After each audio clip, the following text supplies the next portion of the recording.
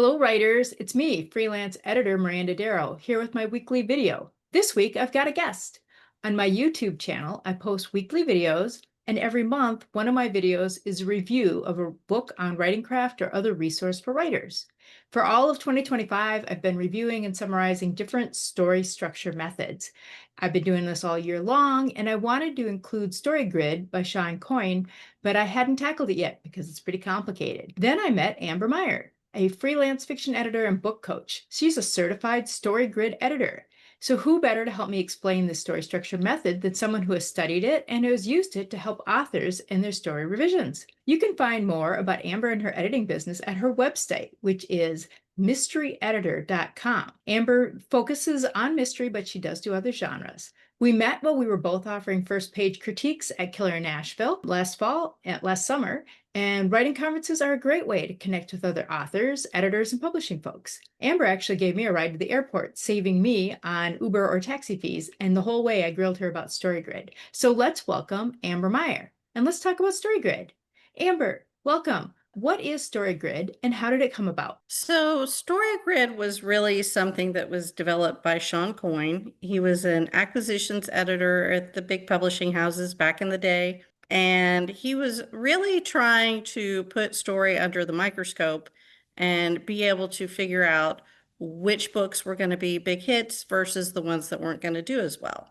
So that's what he came up with. He actually used to do an Excel spreadsheet that he called the grid, and he's business partners with Stephen Pressfield that wrote The Legend of Bagger Vance and some others. Steve Pressfield overheard him ask about the grid. And so they got to talking about it, and he told him he should write a book about it. And that's how the book came to be about. And that's how I got to be a part of it eventually. So it started out as somebody evaluating books and their potentials as an acquisition editor, but then it's been changed to help authors who are still in the revising phase. Is that right? Yes, you can use it in the revision phase, or if you get really into it, you can actually use it in some of your outlining process as well. Excellent.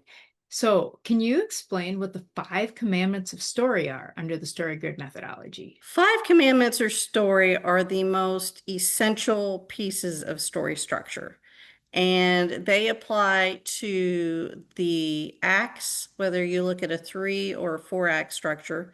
Each act will have each of the 5 commandments, and your scenes, a well working scene, will also have the 5 commandments of story. So what they are is your inciting incident. Every scene or act, or even all the way down to the beat level, has something kind of kicking it off. And then you have a progressive complication. That's where something drops in and it forces the protagonist to have to make a choice. And then you have the crisis, which is, what am I going to choose between these two choices? The crisis question. And then the climax is the result of that choice. And then the resolution is the result of the climax. So each one builds on the other. And the one to really nail is the progressive complication. I think that's the one that I see people struggle with the most.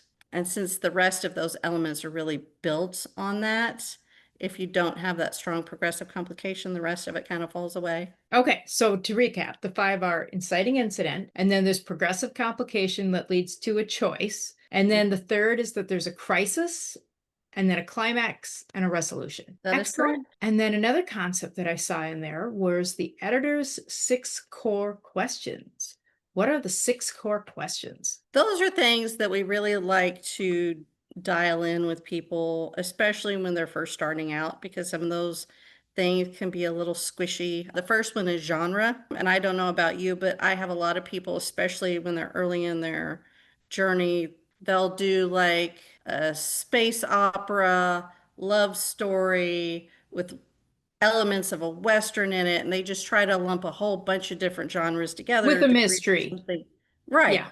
to create something really unique. But we actually like people to zero in on one with maybe a subplot that dips into another, because what you'll find is the next piece of the editor's 6 core question is the obligatory moments and conventions of that genre. Each genre has its own set of expectations. Really, all genre is the reader expectations. If you pick up an action story, you expect to see the hero at the mercy of the villain at some point. If that scene's not in there, you're not going to be satisfied. And the reason we like people to dial in on the genre is because if you have too many things mashed together, you have too many of those obligatory moments you have to try and satisfy. And it just makes the book too big and too hard to sort of wrangle in. The next thing is the narrative device and the point of view. Especially if you're creating a series, you want to give a lot of thought to that because you want to keep it consistent throughout your series. So what do you mean by narrative device? I understand PO, but what is narrative device in this? Narrative device is more sort of the mode you're using to tell the story through that lens. Think of your story as someone telling a story to a single audience member that has this problem they're trying to solve. And they're telling the story to them as a way to solve it. And you'll see different types of these things used. Like sometimes you'll have a story open and it's got a voiceover and it's from a journal entry from someone's diary. And that's how they dip in and they kick off the story. That's kind of what you're looking at with narrative device is the method for which the story is being told. Are these found papers? Is this epistolary? Is this first person with a young character who's got like a running monologue in their head? Stuff like that? Mm-hmm. Okay, yep. Correct. Next, you have the protagonist's objects of desire, which dips into what is your main character really want? A lot of times what they want and what they need will be two different things, but you need to really dial in on that object of desire. Also, as you're revising, a little pro tip, as you're going through, if you look at the objects of desire for everyone in a scene, that really helps you ramp up the tension because you want to make sure they're not all on the same page. They're not all wanting the same things. Or Even if they're they're on the same team, right? right. Or A little maybe bit of they have the conflict. same goal, but they have different ways of accomplishing that goal. Got it. You know, there needs to be that tension there between the objects of desire. Number 5 is theme. I think once you've written a first draft, it's nice to start looking at what are some of the themes in this that we could maybe pull to the surface a little bit. And then number 6 is the beginning hook, middle build, and ending payoff of your global story, which is basically just those 5 commandments for each act. And Story Grid started out looking at a 3-act structure, but eventually they did break it out to middle build 1 and middle build 2. So some people prefer the 4-act structure. It's just kind of what you prefer. And that is the editor's 6 core questions. Okay, so here's some questions. I've been working on story structure all year and I've got my fab flowcharty diagram on. And so does the story grid method work better for plotters or pantsers? I think it's probably going to naturally appeal more to your plotters. Plotters are obviously people who are trying to really focus on structure and planning things out ahead. Can it be modified to work for pantsers? If they've Yeah. already got like a draft done and it's just like, well, now I have to plot. Yes, if you want to use it just as strictly as a revision tool and you're a pantser, then you can pants that first draft and then you can go back and you can go chapter by chapter and say, okay, what were my 5 commandments in each of these chapters? Did I nail those? And a lot of times people will naturally kind of do that. But if you have a feeling that a chapter is falling flat and you don't know why, that's a good way to start analyzing the scene to decide why is it not working and kind of diagnose things for yourself. So does it work better for stories that are plot driven or character driven?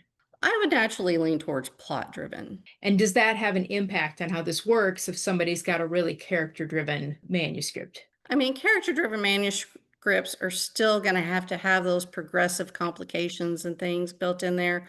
I just think it naturally lends itself easier to plot driven because it's more of the circumstances that the characters finding themselves in instead of everything coming sort of from within. Are there certain genres that work better or worse with story grid? I feel like one of the nice things about Story Grid is you can use it for any genre. And if you want to learn more about it, they do have their website and there are cheat sheets for each genre that will tell you what all their conventions and obligatory moments are for each of the different genres. They've got that all nailed down for each one. For you, as an editor working with authors with the story grid method, does it work better if they've already completed a manuscript, or would you work with someone who has a partial, or they're working from a synopsis or a plot summary? Can you work with authors who are still putting together their novels? I've done a little bit of both. I feel like early stages is more book coaching and kind of analyzing their outlines, some of their initial scenes, doing some of that with them.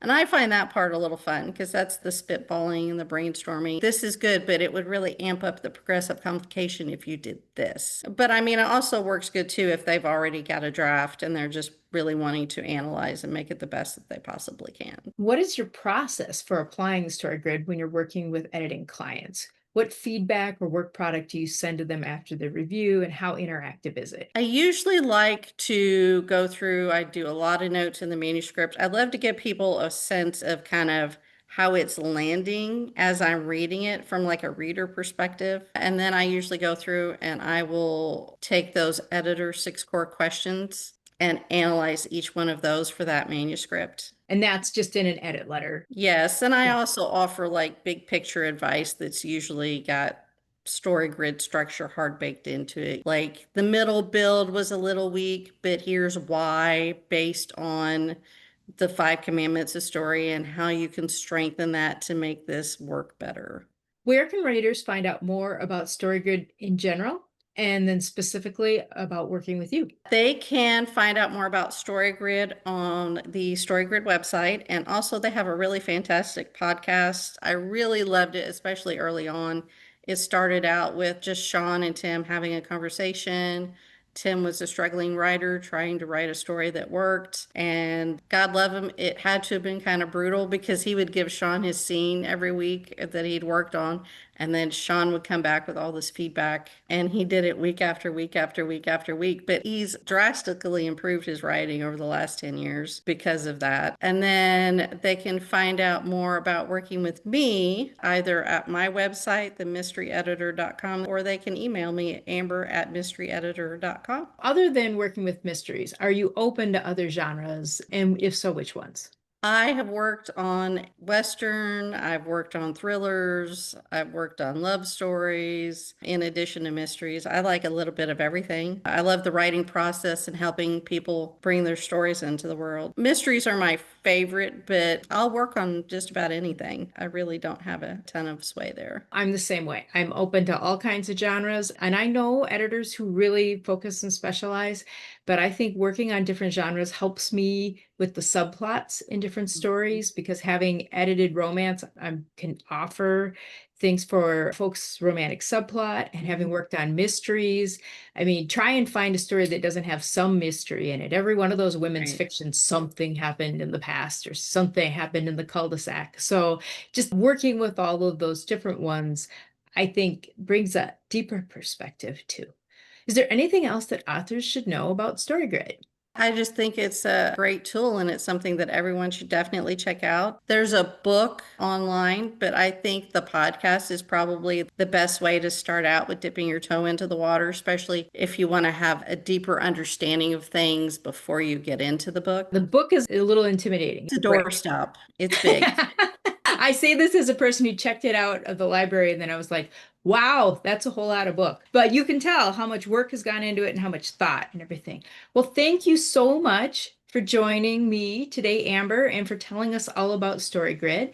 And I really appreciate it. So for all the viewers, check me out next week if you want to hear more about writing, editing, and the writing life. I post new videos every Sunday, so hopefully I'll see you then. And until then, happy writing.